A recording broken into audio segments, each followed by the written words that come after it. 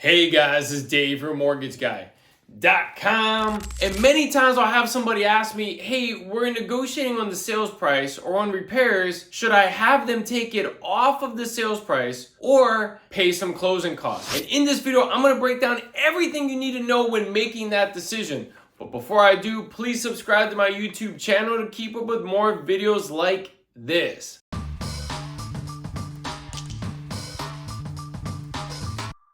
Couple scenarios here. You're going into making an offer on a home and you're going to offer less than what they're asking. Should you lower it from the sales price or use that same amount of money toward your closing costs? There's a couple things to keep in mind is not only this scenario, but also you may be dealing with this once you have inspections done on the home. Lowering the sales price or having it toward your seller contribution, lowering your bottom line. There's a couple things to keep in mind and we're going to use some scenarios here. On a conventional loan, let's say a $350,000 loan amount at a 6.5% interest rate. Depending on when you're watching this video, that may or may not be the rate. How much is that lowering my payment at $10,000? About $60. But what if I use that $10,000 to buy the rate down from 6.5 to 5.25, which is roughly what that $10,000 would get me in this scenario. That's gonna save you $281 a month. So drastically reducing your monthly payment,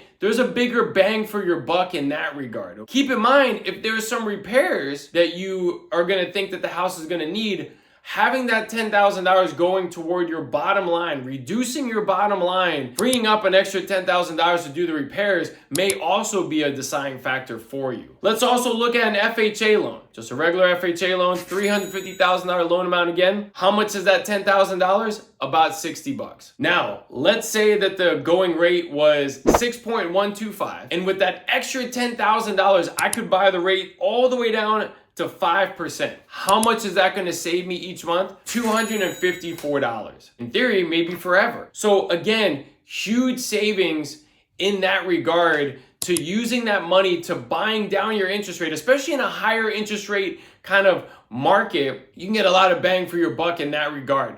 So something to know about when you're going into it. Should I negotiate to get the sales price down, or should I use that money toward my closing costs or buying the rate down? And I want to break that down for you in this video. Hope you found the information helpful. If you did, I would love to be your lender. Subscribe to my YouTube channel and also stick around for this next video. I think you're gonna like it. Thanks, guys.